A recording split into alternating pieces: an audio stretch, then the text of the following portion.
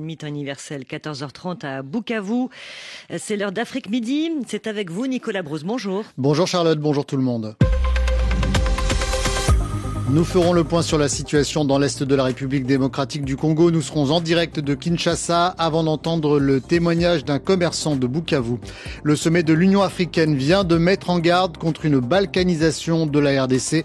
À son tour ce dimanche, Londres dit craindre un conflit régional plus large. L'arrivée de combattants du M23 et de troupes rwandaises à Bukavu est une escalade sérieuse selon les termes du communiqué du ministère des Affaires étrangères britannique.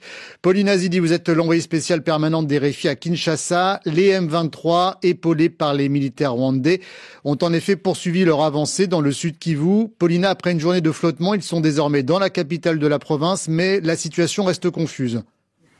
Oui, ce matin, un porte-parole de l'armée confirmait la présence du M23 et des militaires rwandais dans la capitale provinciale, présence dans plusieurs quartiers, notamment au poste frontière avec le Rwanda, à Ruzizi 1, et dans les locaux du gouvernorat. Vendredi soir déjà, une source gouvernementale congolaise avait évoqué l'entrée du groupe en ville, mais samedi, les informations étaient très confuses. Plus de présence vraiment signalée, pas d'armée congolaise non plus, des scènes de pillage ont été rapportées. En début de soirée, des militaires FARDC étaient même de nouveau dans la ville, une information reprise par une communication de la présidence qui avait convoqué samedi soir un conseil de crise. Dans la nuit, des tirs ont été entendus jusqu'à la frontière avec le Rwanda et ce matin, des colonnes de rebelles étaient signalées en ville. Paulina, vous êtes à Kinshasa, la capitale, où là la situation est calme, même si des appels à perturber les cultes avaient été lancés pour ce dimanche. Oui, c'était en réaction de la mission de consultation que mènent actuellement des responsables des églises catholiques et protestantes. Ils se sont rendus cette semaine à Goma pour rencontrer les leaders du mouvement AFC M23, à Kigali, où ils ont vu le président Kagame. Consultation qu'ils poursuivent en ce moment même à Bruxelles. Pour ce dimanche, les autorités congolaises avaient été très claires ces derniers jours. Le gouverneur de Kinshasa a rappelé à la télévision publique que les rassemblements étaient toujours interdits dans la ville depuis les débordements du 28 janvier. Appel au calme lancé par le ministre de la Communication, Patrick Mouyaya, mais aussi par le chef du parti au pouvoir, Augustin Kabuya, président de l'UDPS. Néanmoins, des mesures avaient été prises par les forces de l'ordre pour sécuriser les cultes.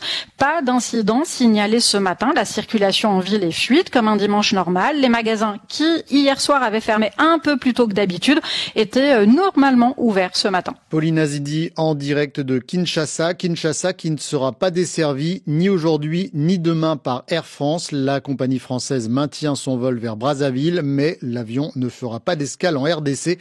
Pas de raison officiellement évoquée. Amira Swilem a joint ce matin un hôtelier de Bukavu. D'après ce qu'il voit, la situation semble un peu plus calme ce matin.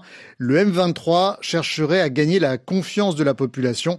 Il s'exprime de façon anonyme pour des raisons de sécurité. Les amis du M23, ils sont arrivés le matin. Ils ont parlé avec quelques gens au niveau de la place de l'indépendance en disant d'aller se mettre à la maison, à l'abri d'abord, le temps qu'ils ratissent la ville. Parce que hier, nous étions sous le feu de nos jeunes enfants qui étaient au niveau du camp Sayo. Les enfants et les militaires, quand ils quittaient la ville, ils ont pillé sauvagement la ville, vraiment. Présentement, la population derrière eux, ils ne font que regarder seulement et applaudir, mais je ne sais pas ce qui se trouve dans le cœur. Le cœur, on pleure quand même, on pleure. En fait, moi, je pense que tout le monde voulait à ce qu'ils voient le FARDC remporter la victoire. Et tout le monde pensait qu'avec la négociation ou la diplomatie, ça peut aller même. Dommage, ça n'a pas marché. On pleure de voir que les Rwandais prennent la ville, Et pendant ce temps se poursuit le sommet de l'Union africaine à Addis Abeba, l'UA qui met en garde ce matin contre une balkanisation de la RDC. Nous ne voulons pas de cette balkanisation, ce sont les mots exacts lors de sa conférence de presse du commissaire à la paix et la sécurité de l'UA, Bankole Adeoye. Il appelle au retrait immédiat du M23 et de ses partisans de toutes les villes occupées, sans toutefois nommer le Rwanda. Il assure que l'Union africaine est prête à jouer le rôle de médiation.